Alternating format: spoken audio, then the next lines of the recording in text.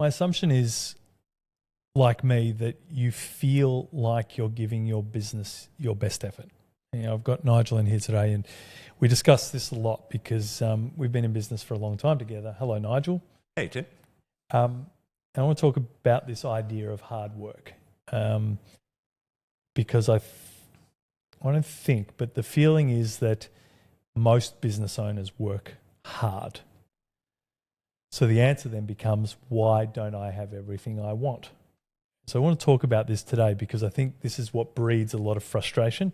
I think this is what breeds a lot of lack of confidence, but also we have to discuss it in terms of relativity and philosophy in respect to, well, how hard should I be working? And this is an important thing because we've come through hustle culture, which is, work till you drop dead, till you, ride or die, whatever the hell you grind, do. grind, which is fine. We're not talking about the level of trying. We're talking about essentially what is hard work and how do I know I'm working hard enough or I'm not. So let's go back. One of the interesting things, and I like to talk a little bit about a story that I had in a realization. Once upon a time, I wanted to be a kickboxer. Now, I trained really hard.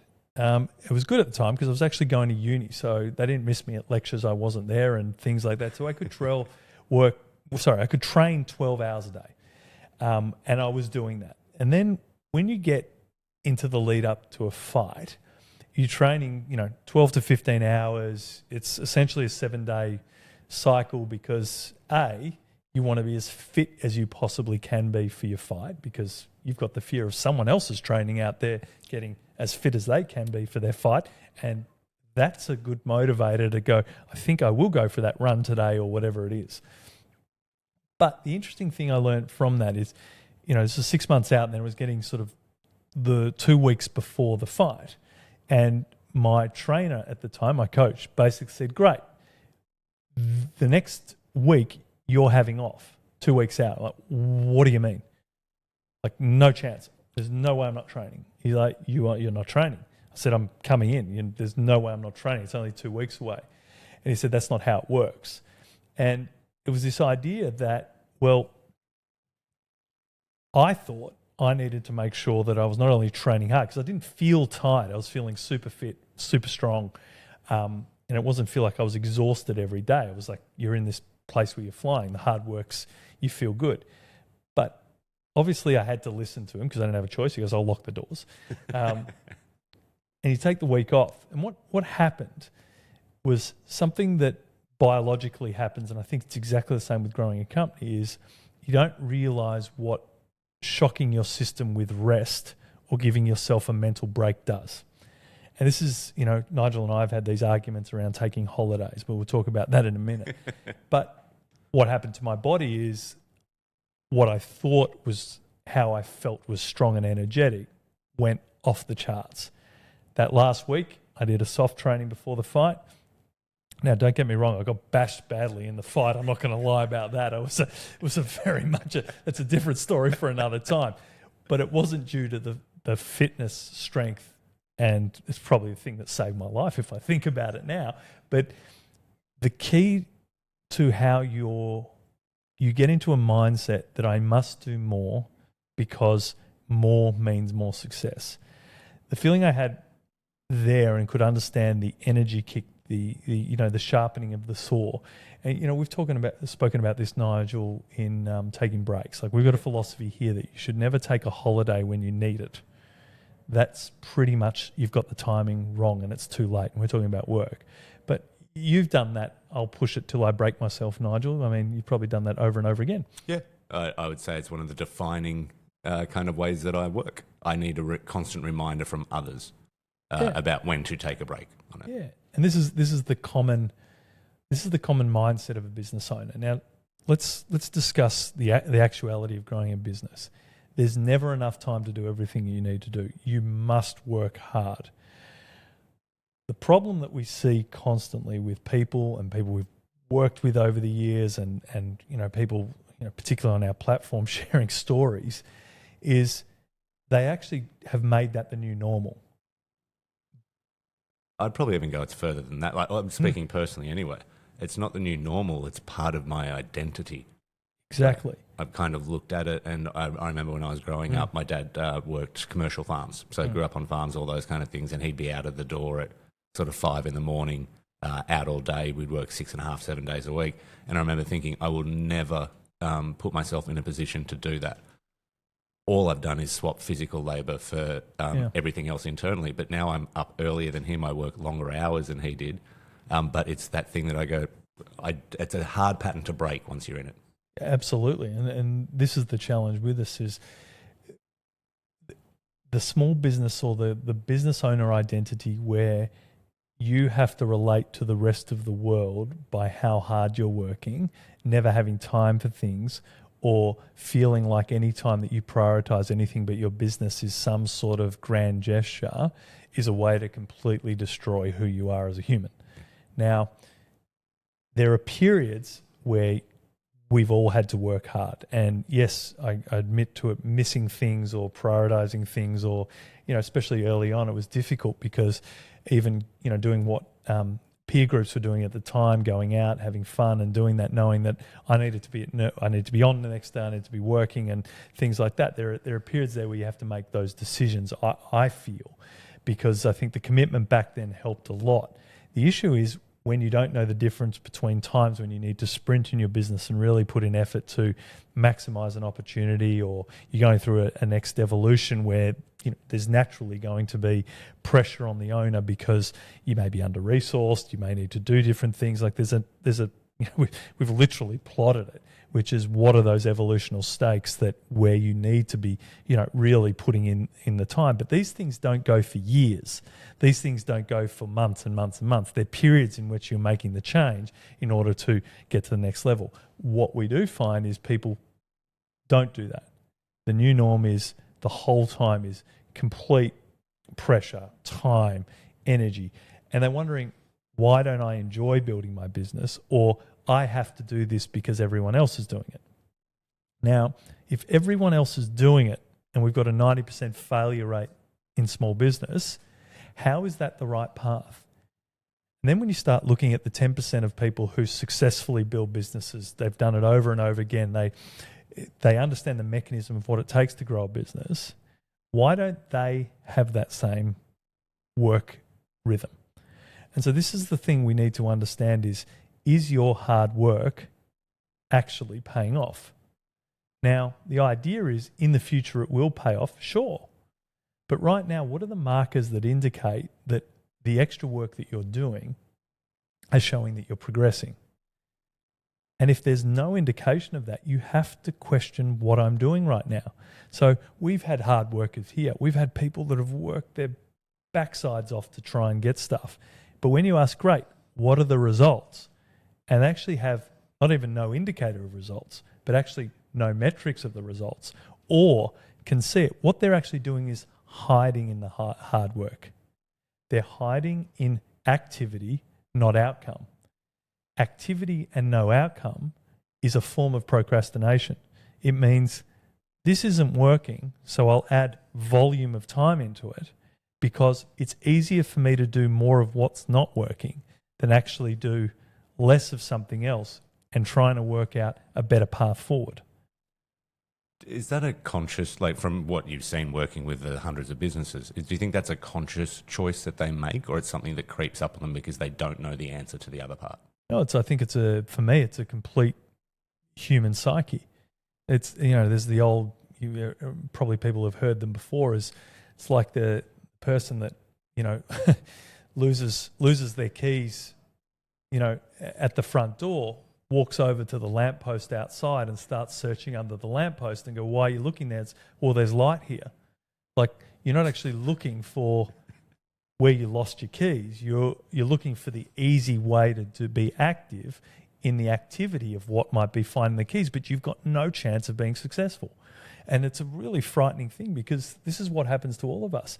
You're so close to what you're doing and you've put so much effort, you actually lose sight of what the activity is supposed to do. I'm spending all this time doing things that will have no impact. Or for other people, they're having impact, but not for me. Now, the harsh truth of that is it could be you. You may be hopeless at that activity. It works for every other business, but not you. That's okay. It's absolutely okay because we're all different and we'll have different paths. But just because it worked for another business doesn't mean it's going to work for you. You try it because the logic makes sense. You do things, you try it.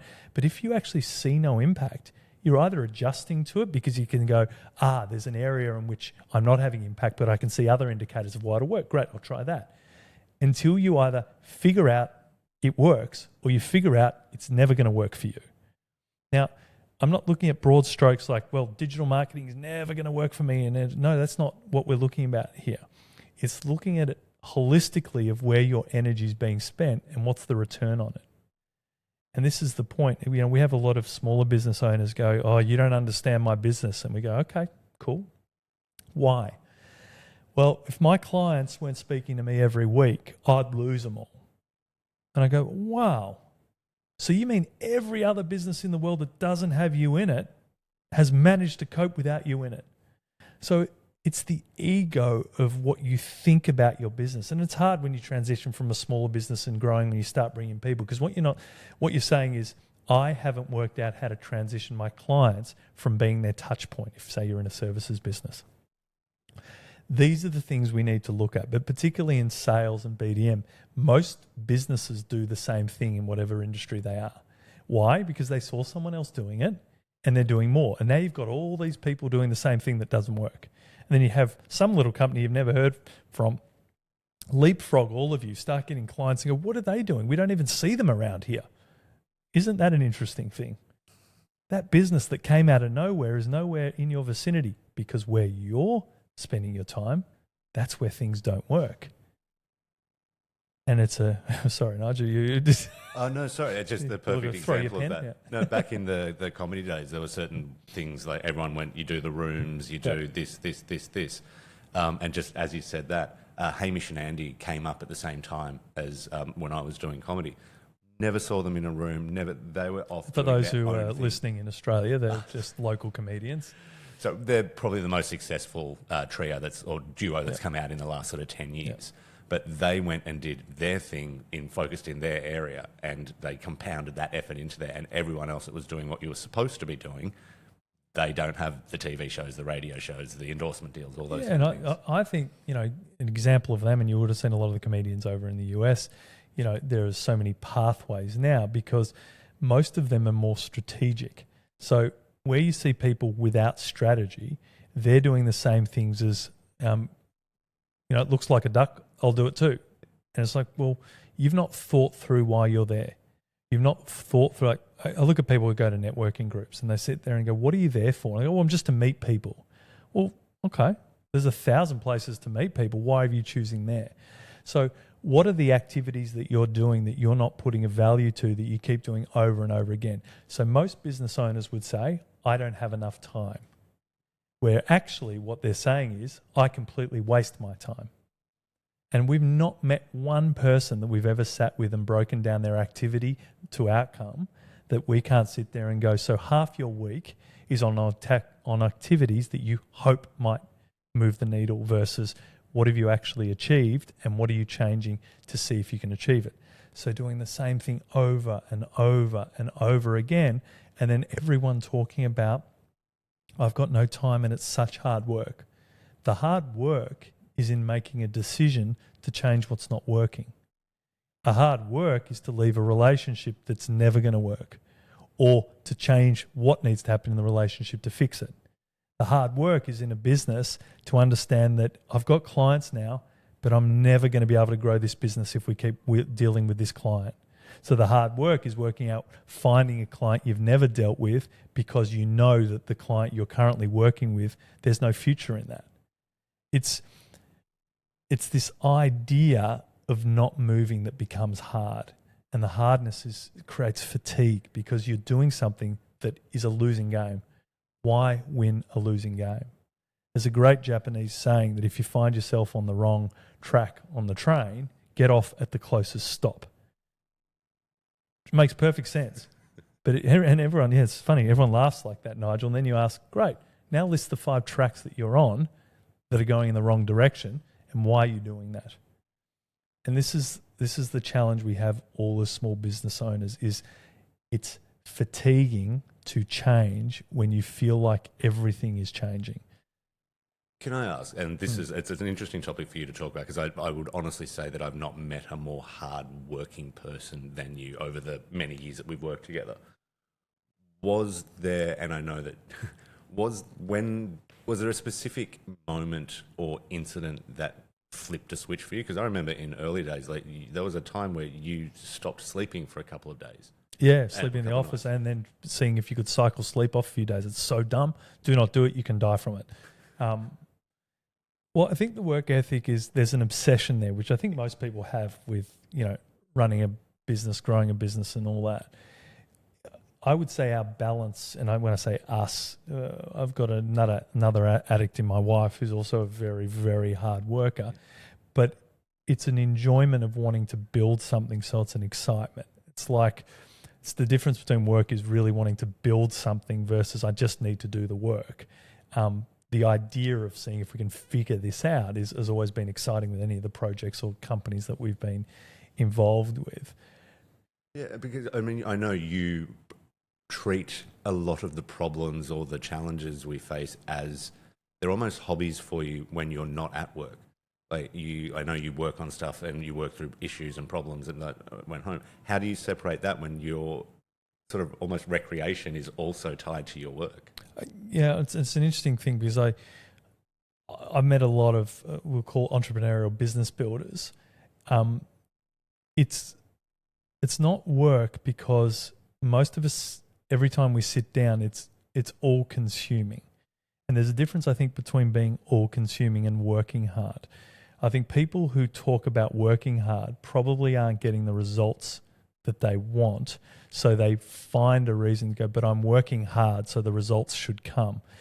If you're working hard on the wrong thing, the results will not come at all in any way. They, in fact, all they'll do is being magnified year after year and get you deeper and deeper into something that's harder to change. We've met plenty of businesses that have been working hard for 20 years and they're still the same size. And their hard work did nothing. So if we want to talk something that's completely scary, is you can end up doing the same thing over and over again. The hard work is not in the effort. The hard work is in the questioning of things that aren't happening the way you think. Where do I change? The hard work is pulling yourself off what feels comfortable and trying something different, because the thing that's comfortable will never, ever get you to where you want to go. And this is a massive challenge, because it is a psychological challenge for people who are doing things. We talk about it here a lot, which is, if it's not working in the way you want, what have you changed? And if the answer is you've changed nothing, then you are choosing to hide. So people hide in hard work. If you ask a business owner that business is doing the things they want, is it hard work? No. They don't say it's hard work. They say, I'm tired. Well, that's different. That's a byproduct of doing things that are just exhausting at times because they need to, because that's what their business requires. Hard work is, I'm still bashing at things that are actually making no difference. So what I'll do is I'll swing harder. That's not how good strategy comes about. It's not how results come about. There is a level of effort in everything, and there's a level of feeling tired in everything. But this idea of hard work and just, if you keep doing it, it'll eventually break, is no. What actually happens is you keep doing it, you break, and finally try something different.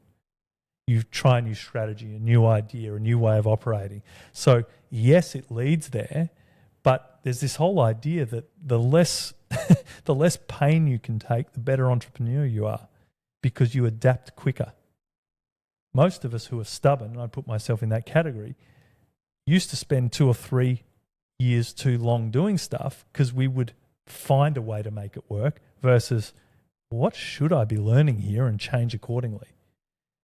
And that's the key to the maturity of a business owner, is where should I be adjusting now because of how I see things, feel things, or the results just aren't there.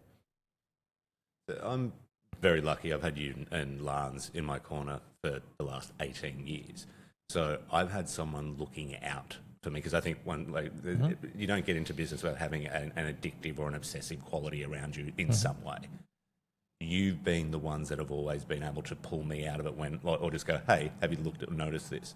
What advice or what would you say to someone who's by themselves and doesn't have that other person looking for them? How do they recognise when to pull themselves out? It's a really interesting thing, because obviously in my mind is how do you give yourself permission, and this will be framed by the individual, to give up on something. And the problem, and I actually think this is I think this is a whole conversation that we should be having with other business builders, is I don't think you start a business ever without being an optimist. So part of being that is believing you can see a future in how you want your business and your life, and this is the vehicle, and you can do it. So the problem is, the byproduct of that is, how do you tell an optimist to give up on something or change? That's the real difficulty.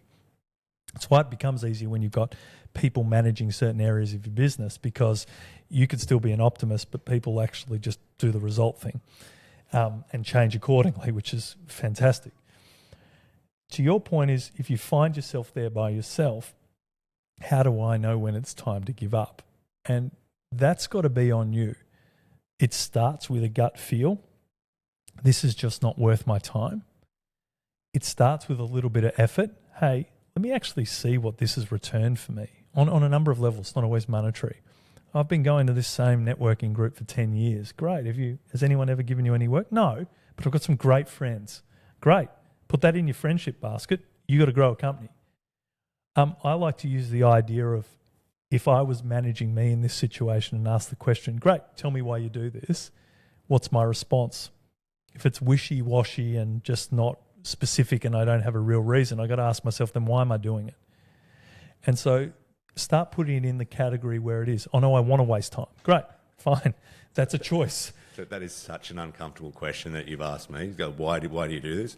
And immediately when I know when it's not something that I've given the right thought to, it's always because that's what we've done before. Exactly. And that feeling that comes along with having to say that, I go, oh, something needs to change here. Well, I think Elon Musk's been speaking about it recently in a lot of things, is his whole thing around, if it's been done before, you need to question it and cut now.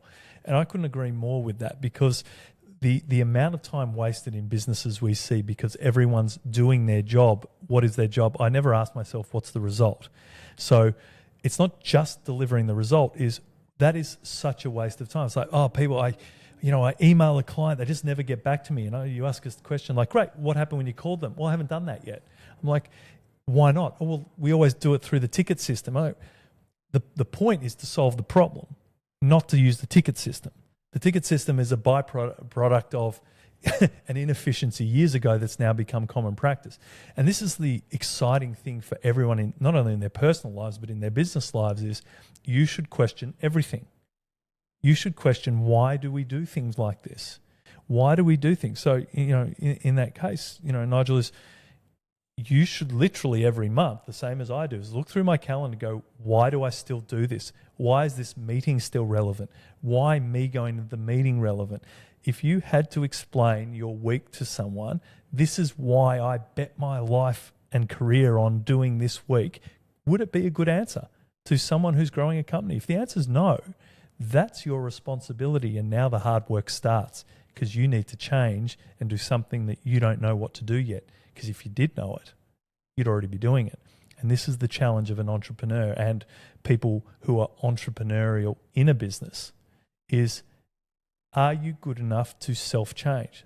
Some of the best team members I've ever had are the ones that know how to adapt. The worst ones, and it's not because of their personality, who they are, is because they got to their limit of who they were as a person, which is, I'm just doing my job. Well, you're not, because we hire for people who can innovate, change, keep up to date, all these sort of things. Your job is to not do things that don't work. And this is the challenge and the opportunity for all small businesses. When you start to realize how you can get efficiency from yourself, the ability to then institutionalize that, create that as a culture within your company makes you very powerful. And the really great thing about that is nobody does it. So your competitive advantage of nothing but a mindset shift that you can make to literally just do things that actually work, you will be so far advanced because we've seen thousands of them. And every single one of them has this chronic problem of all the things that they do just because it used to be like that. It's not only is it documented, it's not only is it been proven, here is your absolute advantage, but it's got to start with you. What are you doing that's having no effect on where you want to take your business or your personal life? And if you actually be brutal with that and you actually sit there and you answer it, you may just unlock one of the mysteries of rapid growth for your company. Because I guarantee you, even have some fun with it. Go out with your team, have a lunch and talk about this. What are things that we could kill off today that would have no impact on the growth, value, or where we want to head as a business? Because you'd be so surprised, as Nigel just spoke about, the things that we've just done for so long that actually have no impact. People sometimes just need a reminder. People aren't actively doing it. But if you can shift the things that make people feel heavy, which is stuff that's just hitting their head against the wall because they're doing it because they've been asked to do it, and can move to something that produces a result, watch the enthusiasm, the excitement, the willingness to want to do more, because everyone loves to do things that work. And I think that's the key transition we have to make anytime we feel like it's hard work. We have to question, what the hell are we doing anyway? And how do we take this right out? Small business, building companies is not about hard work. It's about effective work. And your job is to see how fast you can move from doing hard work and hitting your head against the wall to how do I get into effective work and move the needle every single day.